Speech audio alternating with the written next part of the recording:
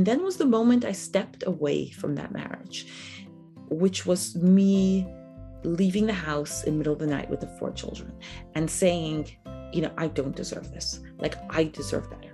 I would say the third phase was my decision to leave the community and my realization that in order for me to live in my truth, to live from a place of really unconditional love, there's no way I can live with all those rules. You're listening to the Woman of Value podcast. You are about to hear the story of a woman who is following her dreams and passions and creating positive change in the world. My guest today is Beatrice Weber. She was raised in an Ultra-Orthodox Jewish community, married to a rabbi at the young age of 18. And after 22 years and 10 children, she left that marriage with her 4 youngest kids. She is now an Interspiritual Minister, an author, a speaker, and a coach. And she guides women whose voices have been silenced to connect with their inner worth and lead joyful lives through her fearless and fulfilled framework. Welcome to the show, Beatrice. So good to be here. Such a pleasure to speak with you. I'm excited to get into your story because it's a fascinating one. And we spoke before the podcast that I can relate to parts of your story because I grew up Orthodox, not ultra-Orthodox. And I also have left my strict upbringing and have discovered my own path. And I think a lot of people will be able to relate to your story on some level.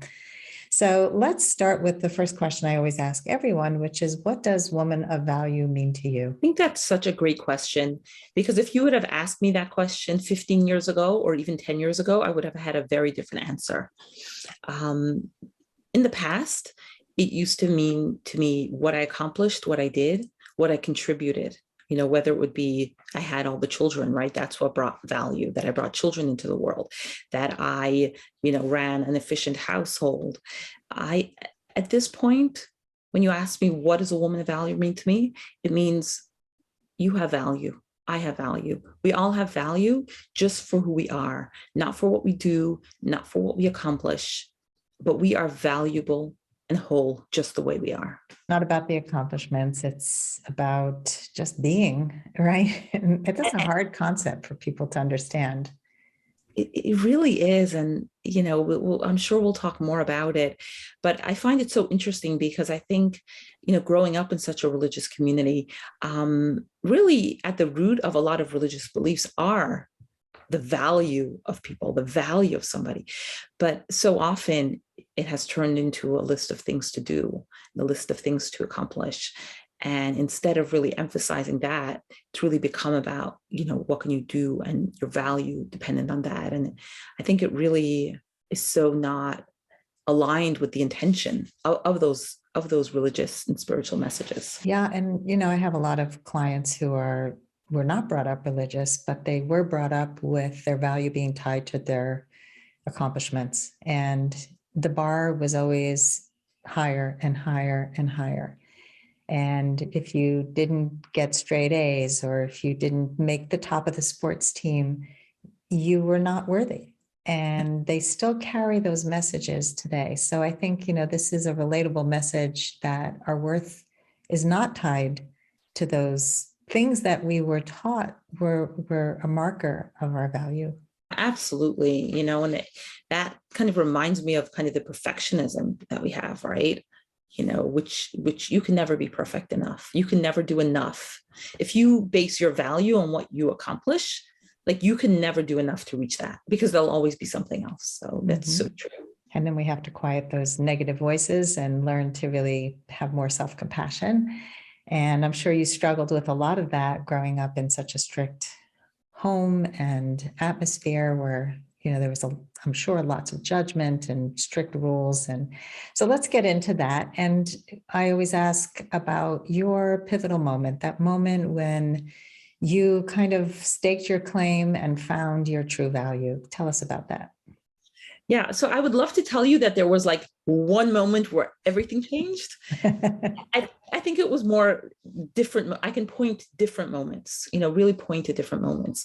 I think a first moment for me was in 2005 when I reached out to a therapist, which was huge. I was still very in the community then. I had 8 children, right? So I hadn't finished having my children yet. I had been feeling depressed for a while. Went to a family doctor to say something's wrong with me, and he recommended I see a therapist. Now, my family, my parents, my husband at the time absolutely did not want me to see a therapist. My mother was like, just get more cleaning help. My husband was like, we can't afford this. And he had a friend whose wife went to therapy and their marriage fell apart. So it was really the first time that I said, you know what? I'm worth it. I'm going to do this even though nobody wants me to do this. So that was my first pivotal point. And then was the moment I stepped away from that marriage, which was me leaving the house in the middle of the night with the 4 children and saying, I don't deserve this. Like, I deserve better. I would say the third phase was my decision to leave the community and my realization that in order for me to live in my truth, to live from a place of really unconditional love, there's no way I can live with all those rules. And that came with my entering an interspiritual school where I became ordained as an interspiritual minister. So I would say it really went in 3 phases. The first was survival, the second was valuing myself, and the third one was really stepping into who I really am. Yeah, so it sounds like the awareness that I need help, that this isn't working. That's the first step. And I think that's the first step in any change is you have to be aware that change needs to happen. And then we don't always know what's next because we're just starting the journey. And then I would imagine that through therapy, you learned about yourself and you learned about your worth and what parts of yourself you might have been giving up to maintain this marriage and this lifestyle. And then finally knowing that you couldn't fully be who you needed to be in the community that you were in, and then finding a community that supported you.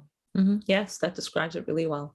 Tell us a little bit about like what made you depressed and what, why the middle of the night, like give us a little more context about your marriage and what wasn't working for you. I got married at 18.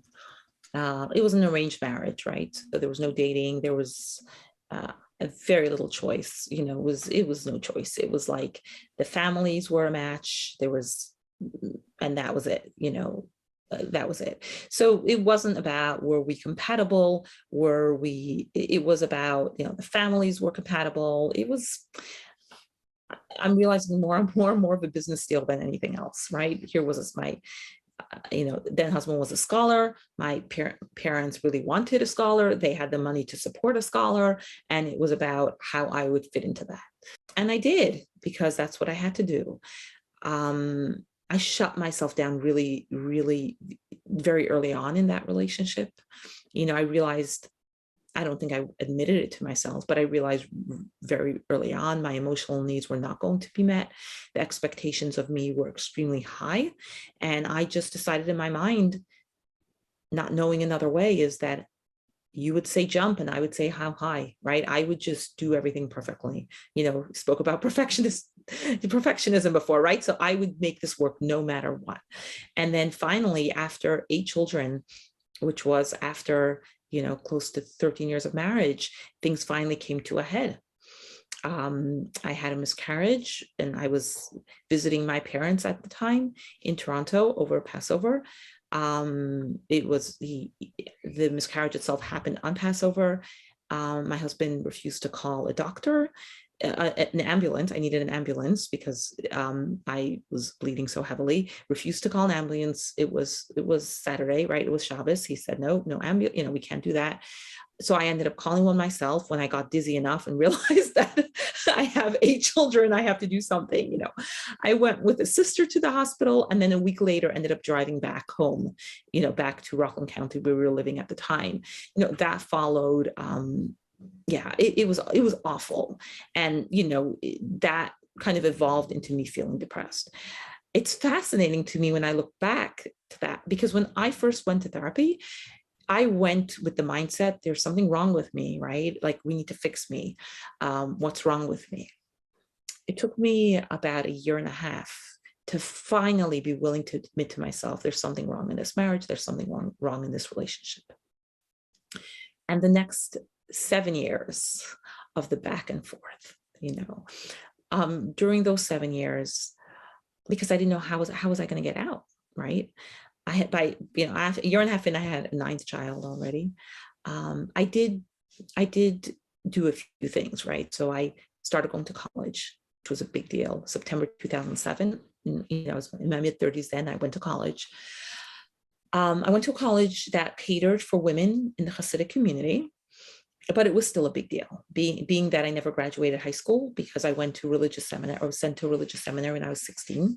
It really just felt like so gratifying. Imagine if I can go to college and get a college degree. I started working part-time at a nonprofit, started in as a project coordinator, and then moved up, in the organization. So that was gratifying as well.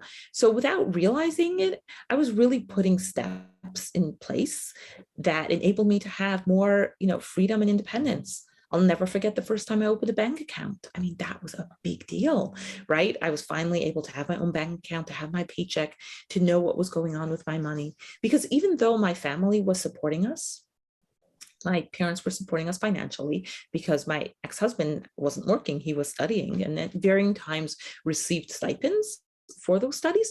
For the most part, our support was coming directly from my parents, but it wasn't coming to me, right? It was coming to him. And there was a lot of limitations on that, on how much he would give me and what I had access to. So having my own bank account was so incredibly empowering. And I kind of, truth be told, I knew my marriage was going to end. 7 years before I left, people were like, he needs to go to therapy, things will change, you'll see. But deep down, I knew this was not going to last. But I also had no idea how I was going to leave. And it was terrifying. And I think it was finally reached the point where I'd gotten a lot of promotions at work. I was director of operations. I turned 40. And at a certain point was like, am I going to put up with this forever? I will say that ultimately when I did leave, I left for the holiday. That's why I left. A rabbi had gotten involved and he had recommended that I go away for the holiday, for Passover, with my youngest children. My ex-husband found out, told the children that they're not allowed to come with me, and then went back and told the rabbi that they don't want to come with me. And I had enough of my own, voice at that point that I was like, this is ridiculous. Like, I just want to go away with my children. And that's when I put a plan into place to just leave for the holiday. But I knew that he would do everything to prevent me from going. I was hoping to leave with the 5 youngest children, but ended up with the four younger ones. And left the middle of the night knowing that there would be no way I'd be able to leave successfully if it was during the day. And again, with the intention of just leaving for the holiday.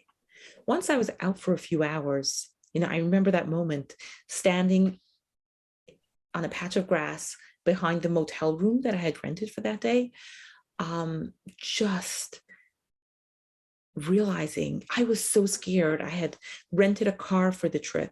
I had gotten like a burner phone for the trip. And I was like, this is crazy. I am so scared to just go away for the holiday. Like, there was no way I'm going back there. I arrived at my brother's house moments before Passover because I wasn't sure how he would react. And I made a decision that if I arrive, 3 minutes before the holiday starts, he's not going to call anybody, right? I'll keep him quiet for 3 minutes. Holiday will start. I'll have 2 days where he can't call anybody, right? Because as Ultra-Orthodox or Orthodox Jews, we're not going to use the phone, on the holiday. So that gave me 2 days to just start to relax a little bit. And then I had to start, a whole journey of what that took. Somehow raise money for family court, get a good lawyer. My parents were wealthy, but there was no way they were going to support me. I called up my father, asked him if he can come up with some money for the lawyer. And he just yelled at me and said, "You're sick, go to a hospital, check into a hospital." And then he showed up together with my ex-husband in the courtroom, together with some other relatives, showing their support for my ex-husband. Gratefully, I had a good lawyer. I had a good judge. I did maintain custody, of those 4 children, going back and forth till I finally found a place to live with them. It was a lot. It's been an intense, few years. It's been 8 years since then. But I just finished family court again in March, and hopefully we don't start again. So I'm grateful for that. It's been quite a journey. Wow. I can feel the tension in the journey, and I can relate to some parts of it, because even though I didn't go through such an extreme type of situation, I started going away in the summers to sleepaway camp to work and have my kids with me while I was still married. And that was the first time I realized I needed to leave my marriage, because of the freedom I felt to be myself and the connection I felt to the community in the camp, as opposed to how I felt at home. And I think sometimes having that distance gives you the perspective of what's possible. That sense of freedom, when you talked about that just, I am free. Even though you were petrified, you felt what it would feel like to be free. And I think having a taste of that is so important, because so many people stay imprisoned in their marriage. It really does feel like a prison where they can't be themselves and they don't have agency and they don't have a voice. I mean, you had no control. You had no control of the money. You couldn't just do what you wanted. You had a husband who was trying to prevent you from going away with kids for the holiday. Yeah. So hard. So it took a lot of courage to go, but it probably also, in a way, felt like I don't even really have a choice. Did you feel like that? Even though it is hard, I can't stay. The cost of staying is too great. Yeah. It was interesting because, again, it didn't feel like, okay, I'm choosing to leave. It was just like I had to. And again, when I walked out that door, I had no idea that would be the last time I'd go back. So it was just something that, came with this compulsion, almost like this has to happen. Yeah. If I would have known what it would take, if I would have known the impact it would have on my relationship with my older children, because that, after I left, the relationship, with most of my children really disintegrated terribly. I don't know if I would have had the courage to leave. Do you know what I mean? If I would have really thought through logically, okay, this is what's going to happen. I don't know if I could have foreseen the amount of courage and strength it would have taken if I would have actually, I don't know if I would have done it.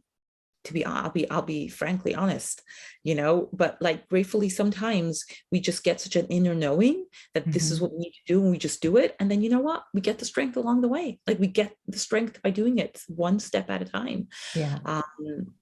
And here we are, 8 years later. Gratefully, three of the 4 of my children are still with me. One of them did end up going back to his father. My older children, despite the fact that I don't have much contact with them, and there's a lot of pain in that breakdown of the relationship, they seem to be, doing very well. Every now and then, one of my daughters just got engaged, and I was able to see a picture. And even though I wasn't, in attendance, and I'm not really participating actively, it's wonderful to see them blossoming. Yeah. I look at I have 4 daughters, and one of them lives with me. And, she's the youngest. She's 15, but my older ones they're all 2 of them are college educated. One of them has a business. Those are things that I could not have imagined for myself. Yeah. At that age. So I'm very grateful. Yeah. And I can imagine how much pain it is to not be able to contact your children and not be able to be in their lives. I mean, that was, it was a big cost for your freedom. And at the same time, I understand that inner warrior that comes out, where you can't live the other way any longer. And, for myself, I my biggest fear was what it would do to my children if I left the marriage. And I remember staying for many, many years longer than I should have because of that fear and a fear of what my ex might do with my children. And I have to say, for me, I was very lucky that my kids, I think having that separation for us turned into an opportunity for me to raise my children in the way that I really wanted to, and to be authentically me, and to be able to give them the life skills that they couldn't get when I was still married. And in my case, my ex-husband actually started to change and grow once I said I was out. And so he's a better father than I thought he would be, and I was lucky.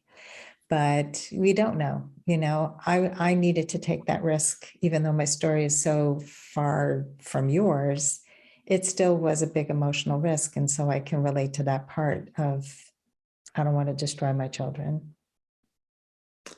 I think it's something, so many mothers think of, but I remember a therapist telling it to me at that time, and I'll always remember that. Like, the first time I really stood up as a mother was when I left.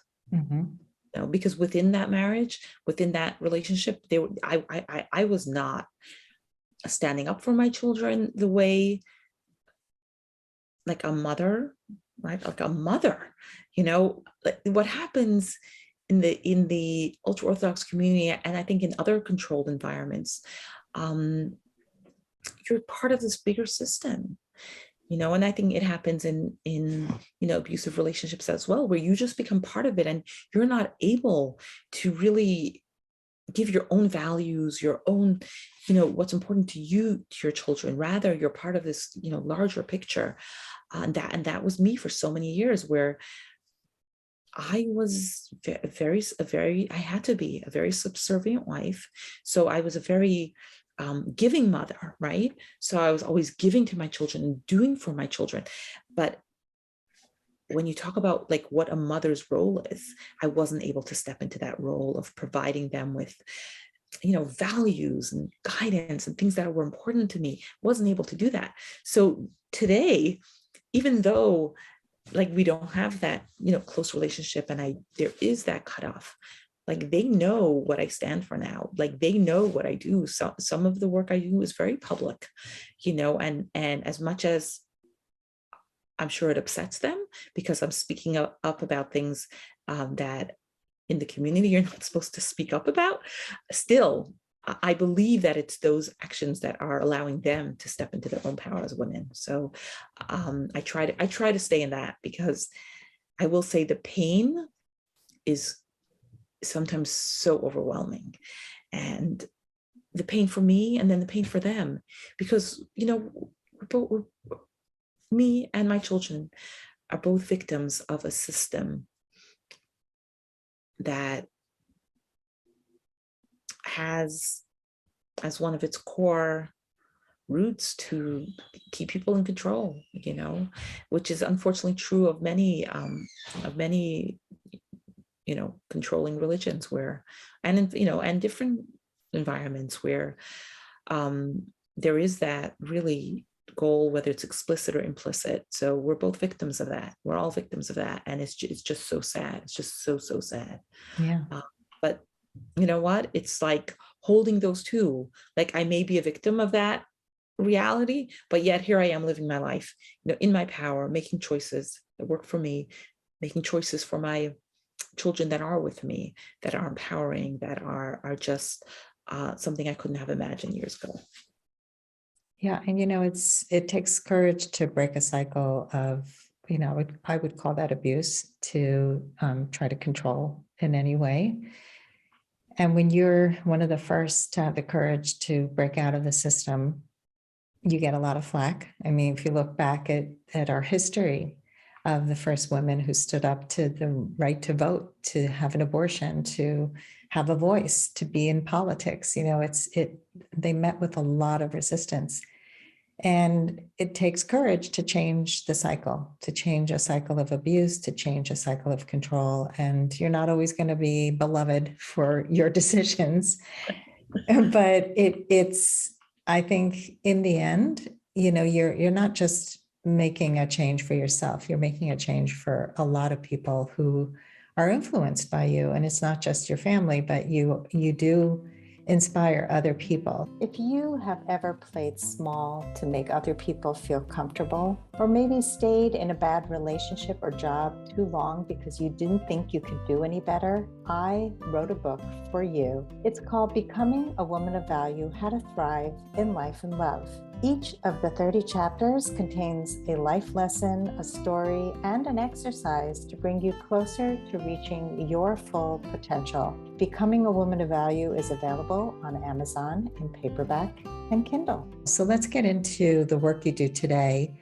And what exactly is an interspiritual minister? And how did you get into this? And talk about your work. Yeah, so part of my journey was doing a lot of healing, right? You make that big move, right? You step away, and then all of a sudden it's like, oh my gosh, like, though I was in therapy for years, right, before I left, like the real deep healing only started afterwards, because as long as I was still there was a very much like I was in a survival space. I was in a space of, I was in a lot of fear, So even though I was afraid after I left, it was different because there was certain choices that I had and I was free, so the real deep healing started then. And a lot of it ended up being very spiritual. It's so interesting because, I just recently, what came to mind is I definitely lost my faith in God, but my faith and trust in the world, in myself, in possibilities has increased exponentially, right? So to me, that's spirituality, right? Religion for me, especially, how I grew up, is specific rules. To me, outcomes were very dependent on how good you are or how hard you tried. The path that I'm on now involves a lot of trusting myself, trusting my own power, because to me that is like the biggest divinity there is inside of each of us, right? It's not outside of us, it's in each of us. To me, that's what spirituality is.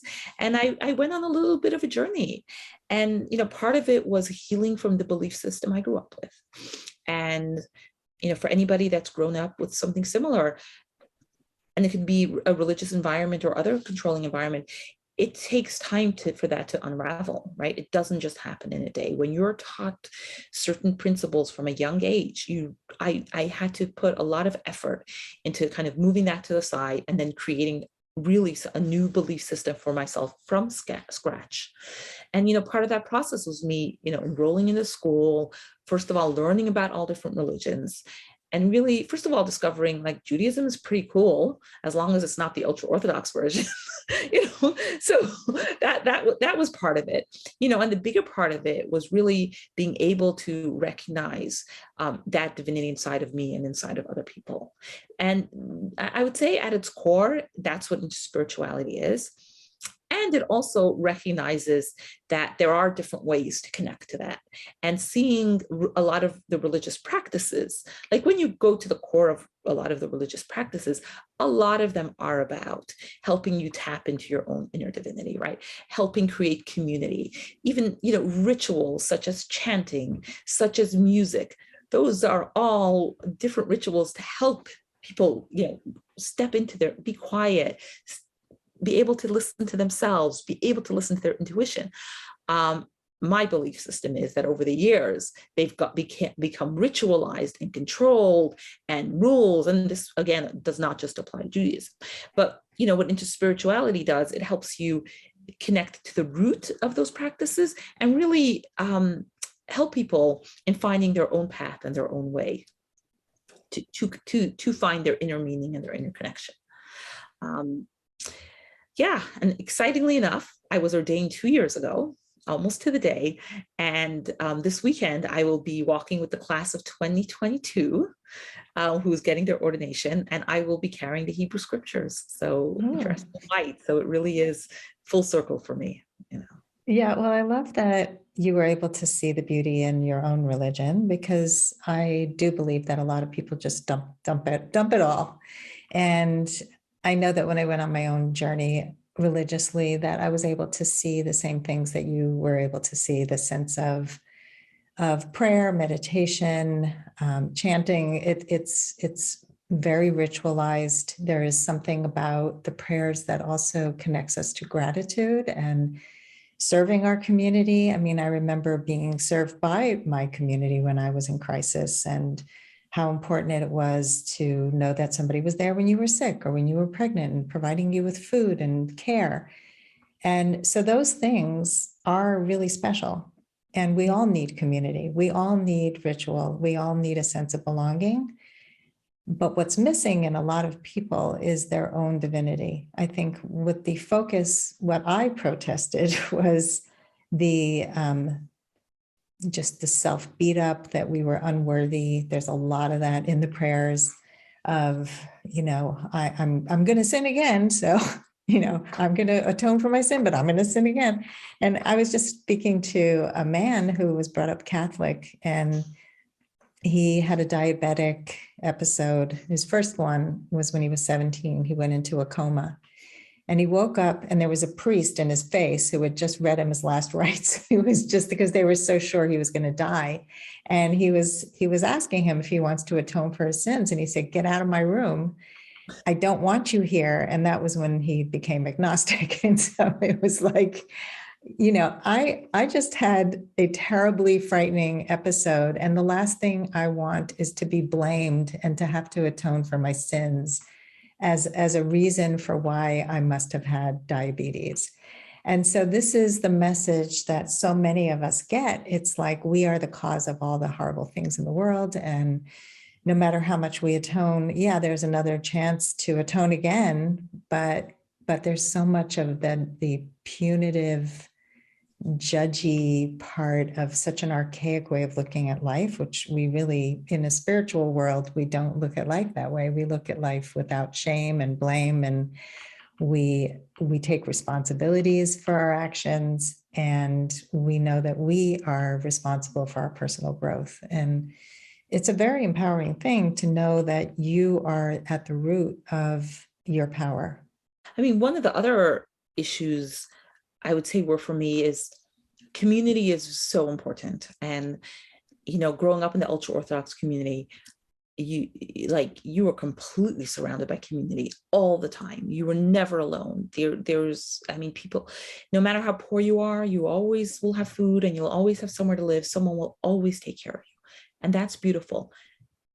When the value of the community is placed above the value of the individual, that's where it's very dangerous. And that's where we start talking about abusive environments. Yes, they may be supportive socially, but what if you speak up? What if there are things that are bothering you? Is there no space for that? And the answer is no, there isn't. No. So that's where community is important, but never more important than the value of an individual. Yeah. And I recently had a very upsetting situation because I joined a Jewish spiritual community where the policies that they had in place for, abuse and ethic complaints was really not solid. And, that motivated me to leave. And it was upsetting and a big loss for me.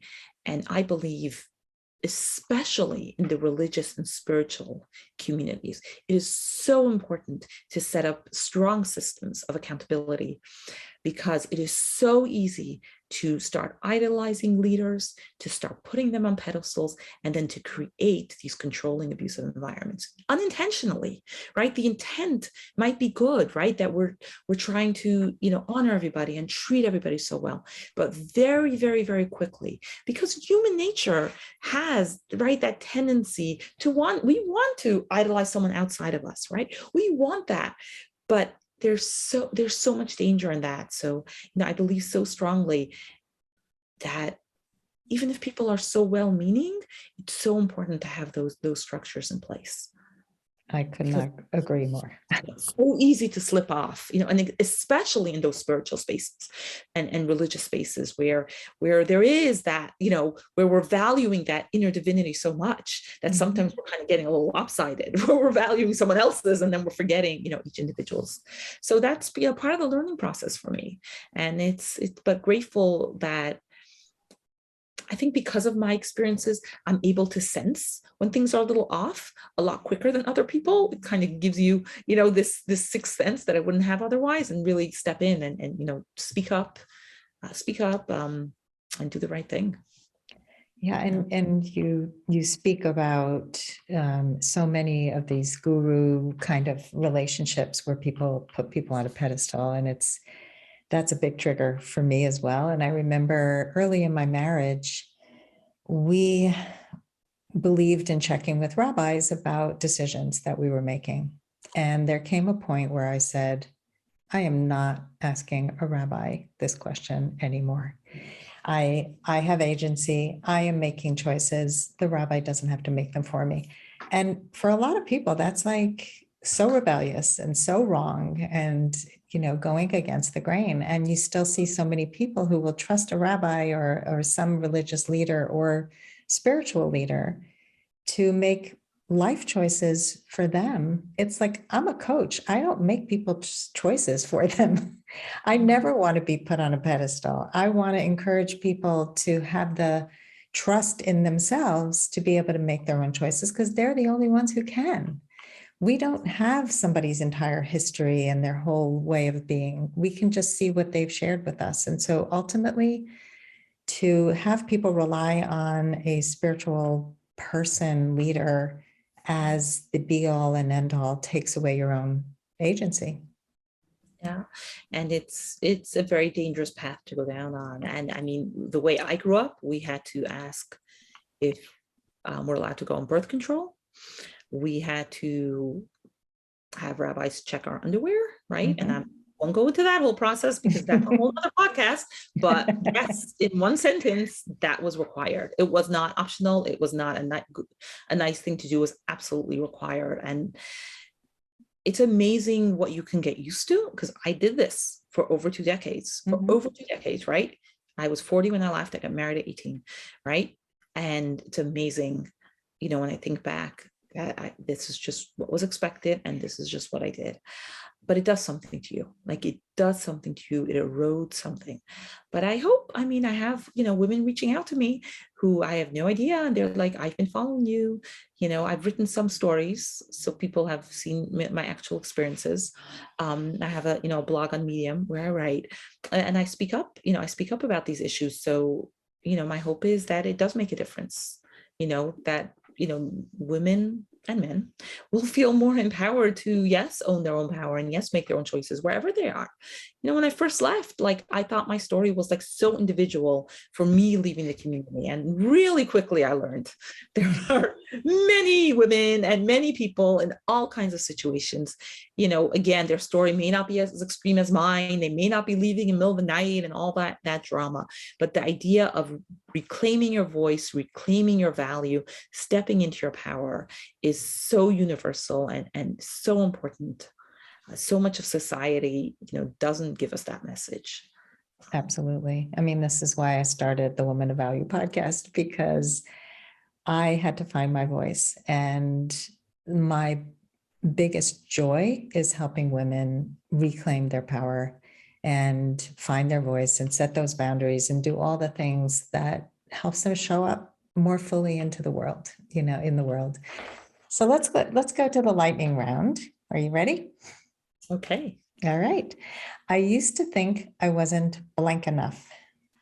Good enough. You and probably everybody listening here. That's a no-brainer, right? Right. Enough. What was the number one thing holding you back from becoming a woman of value? Fear. What's the best advice you can give to a woman who wants to become more empowered?